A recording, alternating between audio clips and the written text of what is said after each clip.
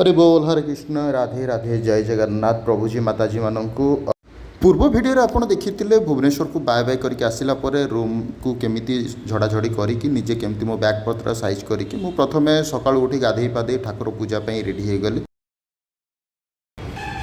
चलो देखा फूल कौट तोड़ा हो घर पछट गोटे छोट फूल गछ अच्छी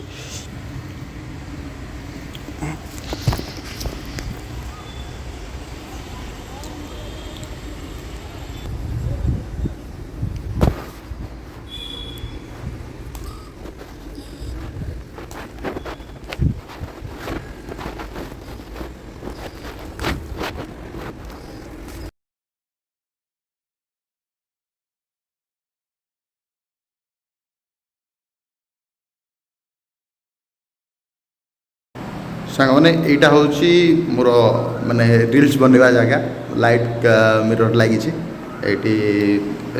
बर्तमान आम जा मोर आमर रोसई घर को किचन को जा रोसई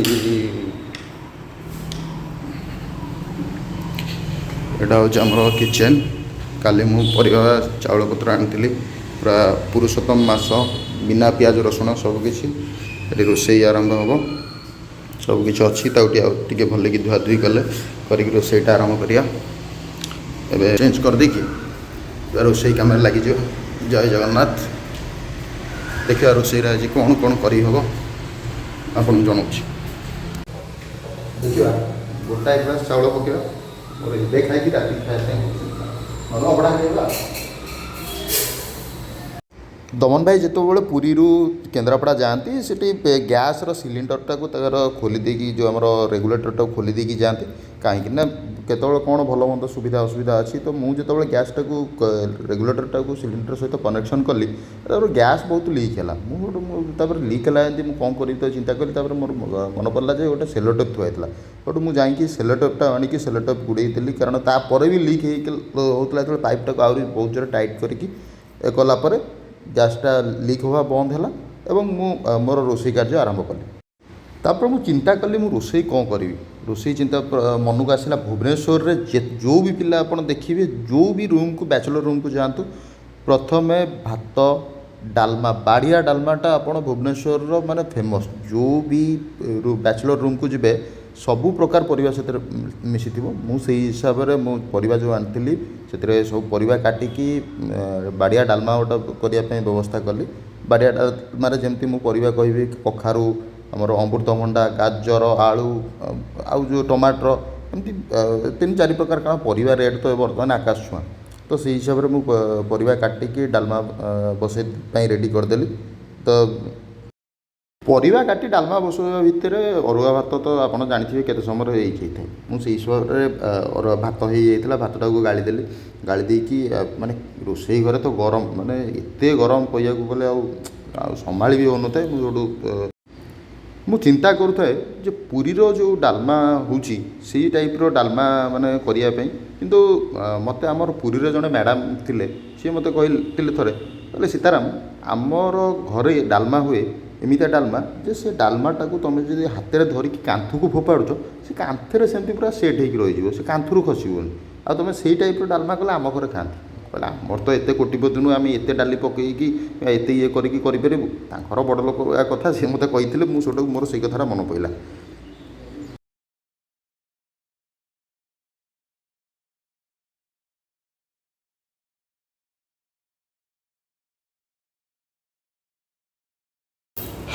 चेचु चेचु हाथ टिके साइड करदेला बेलू रसटा से डायरेक्ट मो आखिरे पड़ा हाँ जी डालमाटा छुंक मारिया हरे कृष्ण कृष्ण कृष्ण हरे हरे हरे राम राम राम हरे हरे हरे कृष्ण कृष्ण कृष्ण हरे हरे हरे राम राम राम हरे हरे। देखो मु गोटे प्रोफेशनल रोसैया नुह ଜଷ୍ଟ ନିଜେ ସର୍ଭାଇଭ୍ କରିବା ପାଇଁ ରୋଷେଇ କରିବାକୁ ପଡ଼ୁଛି, ଖାଇକି ଟିକେ ବଞ୍ଚିବା, ପ୍ରଭୁଙ୍କ ନାମ ସ୍ମରଣ କରିବା।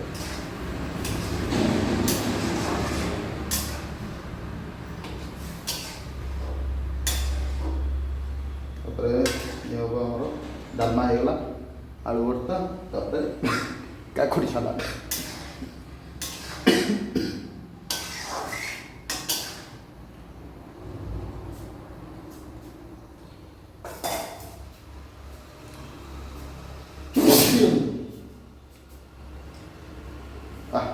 ମୋ ଛୁଙ୍କରେ ଯଦି ଗୋଟେ କଥାରେ ଅଛି, ଛୁଙ୍କରେ ଯଦି ଛିଙ୍କ ନ ଆସୁଛି ତାହେଲେ ସେ କି ଛୁଙ୍କ, ମାନେ ମୁଁ ଯେଉଁ ଛୁଙ୍କଟା ମାରି ସେଥିରେ ଛିଙ୍କ ଆସୁଛି, ମାନେ ଛୁଙ୍କଟା ତାହେଲେ ହେଇଛି।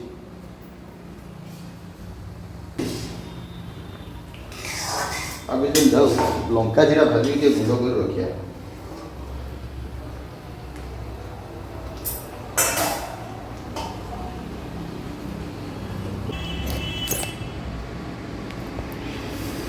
ବହୁତ ଜୋର ଗରମ ଲାଗିଲାଣି, ଯିବା ଟିକେ ଫ୍ୟାନ୍ ତଳେ ବସିଯିବା, ଖାଇଦେବା, ଭୋକ ହେଲାଣି। ଡାଲମାଟା ତ ଛୁଙ୍କ ମରା ହେଇଯାଇଛି, ଏବେ ସାଲାଡ଼ଟା ହେବ, ଆଳୁ ଭର୍ତ୍ତା ଟିକେ ହେବ, ଖାଇବା। ଆସନ୍ତୁ ଦେଖିବା ସାଲାଡ଼ ଆଳୁ ଭର୍ତ୍ତା।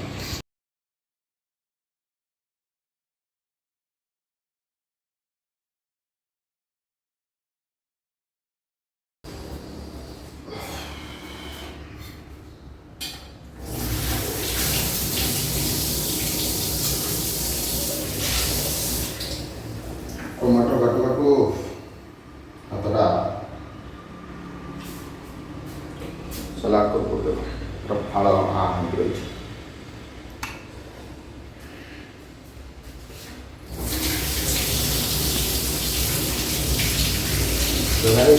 କ'ଣ ବୁଝିପାରୁଛି,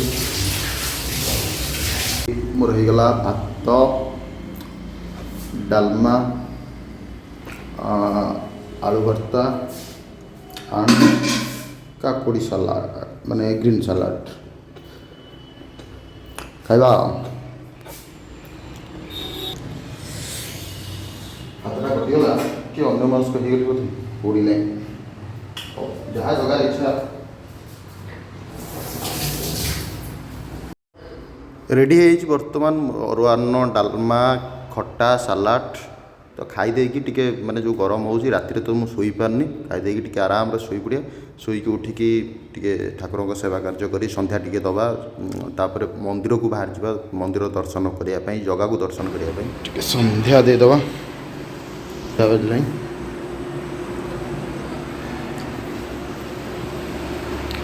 ହରେ ଗୋ ହରେ କୃଷ୍ଣ। ସନ୍ଧ୍ୟା ଦେଇ ସାରିଲା ପରେ ବସି ରୁମ୍ରେ ଟିକେ ମୋବାଇଲ ଦେଖା ଦେଖି ମାଳା ଜପ କରୁଥିଲି। ତାପରେ ମୋତେ ଟିକେ ଭୋକ ଲାଗିଲା, ମନେ ପଡ଼ିଲା ମାନେ ଖରାବେଳେ କରିଥିବା ଭାତ ଡାଲମା ବଞ୍ଚିଛି, ତ ସେଇ ଭାତ ଡାଲମା ଖାଇ ଦେଇକି ମୁଁ ବାହାରି ପଡ଼ିଲି ଜଗନ୍ନାଥଙ୍କ ଦର୍ଶନ କରିବା ପାଇଁ। ମନ୍ଦିର ପାଖରେ ପହଞ୍ଚୁ ପହଞ୍ଚୁ ସିଂହଦ୍ୱାର, ଦକ୍ଷିଣ ଦ୍ୱାର, ଉତ୍ତର ଦ୍ୱାର, ମାନେ ଭିଡ଼ କହିଲେ ନ ସରେ, ମାନେ ଏତେ ସଂଖ୍ୟକ ଲୋକ। ଏଇଟା କେବଳ ହେଉଛି ପଶ୍ଚିମ ଦ୍ୱାର, ଯେଉଁଥିରେ ଟିକେ ଲୋକଙ୍କ ସଂଖ୍ୟା କମ୍ ଅଛି, ଦର୍ଶକ ଭକ୍ତଙ୍କ ସଂଖ୍ୟା। ତ ମୁଁ ଏଇ ଲାଇନ୍ରେ ମାନେ ଯାଇକି ଦର୍ଶନ କରି ପୁଣି ବାହାରକୁ ଆସିକି ଆମର ଟିକେ ରଥଖଳା ଆଡ଼େ ବୁଲି ଆସିଲି। ରଥଖଳାରେ ଆପଣ ଦେଖୁଥିବେ ଯେଉଁ ଚକକୁ ଘୋରା ଯାଇଛି, ଏତେ ଖରା ହେଉଛି ପୁରୀରେ, ମାନେ ଏତେ ମାନେ ବଡ଼ଦାଣ୍ଡରେ ତ ଖରା ଅଧିକ ଜୋରରେ ବି ଜଣାପଡ଼ୁଛି, ମାନେ ଏତେ ଖରା ହେଉଛି ସେ ରଥ ଚକକୁ ମାନେ କିଛି ନ ହେଉ ବୋଲି ସେଥିପାଇଁ ଘୋଡ଼େଇକି ରଖିଛନ୍ତି, ତାପରେ ପାଣି ବି ଢଳା ହେଉଛି। ତ ମନ୍ଦିର ପାଖରେ ମୁଁ ଫଟୋ ଟିକେ ଉଠେଇ ଭିଡ଼ିଓ କଲା ପରେ ମୁଁ ଫେରିଲି ମୋ ରୁମ୍କୁ। ରାତି ପ୍ରାୟ ସେତେବେଳକୁ 12:30 ପରେ ହେଇଯାଇଥିଲା। ଆଉ ଏଠି ତ ଏକୁଟିଆ ମୁଁ ହିଁ ରହୁଛି, ଆଉ କେହି ନାହାନ୍ତି। ମୁଁ ଆସିକି ଆରାମସେ ମୋର ଗେଟ୍ ଫେଟ୍ ଖୋଲିକି ସେଇ ଏଠି ମାନେ ଆପଣ ଦେଖୁଥିବେ ଯେଉଁ ଗରମ, ମୋତେ ଲାଗୁଥିଲା ଯେ ସମୁଦ୍ର କୂଳ କାଳେ ଥଣ୍ଡା ପବନ ହେଉଥିବ। ଛାତ ଉପରକୁ ଗଲେ ଏତେ ମଶା, ମାନେ ମଶାରେ ଶୋଇ ହେଉନି, ମାନେ ସେ ମଶା ଧୂପ ବି କିଛି କାମ କରୁନି। ତ ରୁମ୍ରେ ଶୋଇଲା ବେଳକୁ ମାନେ ଡବଲ୍ ଫ୍ୟାନ୍ ଦେଇକି ଶୋଇଲା ବେଳକୁ ବି ଭୟଙ୍କର ରେଟ୍ରେ ଗରମ। ମାନେ ମଣିଷ ମାନେ ଗରମ କେବେ ଆମେ ଏଟା ମାନେ ପ୍ରକୃତିର ଭୁଲ ନୁହଁ, ଭୁଲ ଆମର, ଆମେ ଗଛ କାଟୁଛେ, ସେଥିପାଇଁ ତା'ର ମାନେ ପ୍ରଭାବଟା ଆମ ଉପରେ ପଡ଼ୁଛି। ମାନେ ଆପଣ ଦେଖନ୍ତୁ ରାତି 12ଟା 12:30 ଯେତେବେଳେ ମୁଁ ପହଞ୍ଚିଲି, ତାପରେ ମୋ ରୁମ୍ରେ ପହଞ୍ଚି ମୋ ଦେହ ସାରା ପୁରା ଝାଳରେ ମାନେ ଓଦା ହେଇଗଲାଣି। ତାପରେ ପୁଣି ମୁଁ ଶୋଇଛି ପାଖାପାଖି 2:30 3ଟା ହେବ, ମୋତେ ଆଉ ନିଦ ହେଲାନି। ମୁଁ ତାପରେ ଲାଇନ୍ ପଳେଇଲା, ଲାଇନ୍ ପରେ ଯେଉଁ ମଶା, ମୋ ପୁରା ବାମ୍ଫ ବାହାରି ଯାଇଛି ସେଦିନ, ଆପଣ ତ ଦେଖିପାରୁଥିବେ। ତାପରେ ମୋ ଟୋଟାଲ୍ ବଡ଼ି ପୁରା ଝାଳରେ ଓଦା। ଯେଉଁ ଗରମ ଝାଳ କୁ ମଶା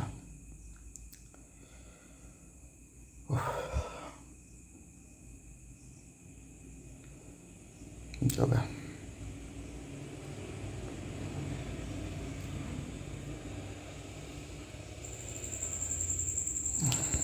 ମୁଁ ସମସ୍ତଙ୍କୁ ଅନୁରୋଧ କରି ବର୍ତ୍ତମାନ ଗ୍ରୀଷ୍ମର ପ୍ରଭାବ ଯେତେ ବଢ଼ି ଚାଲିଛି ତ ଯେତିକି ଗଛ ଆମେ କାଟୁଛେ ଅନ୍ତତଃ ସେତିକି ଗଛ ନ ଲଗାଇ ପାରିଲେ ତା'ର 50% ଗଛ ଲଗାଇ ତା'ର ରକ୍ଷଣାବେକ୍ଷଣ କରି ବଢ଼େଇଲେ ଆଗାମୀ ପିଢ଼ିମାନେ ବର୍ତ୍ତମାନ ଯେଉଁ କଷ୍ଟ ଆମେ ଭୋଗୁଛେ ତାଠୁ ଅଧିକ କଷ୍ଟ ସେମାନେ ନ ଭୋଗନ୍ତୁ।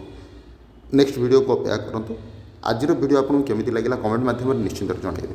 ରହିଲି, ଜୟ ଜଗନ୍ନାଥ, ହରି ବୋଲ, ହରେ କୃଷ୍ଣ, ରାଧେ ରାଧେ, ରାଧେ ରାଧେ, ରାଧେ ରାଧେ।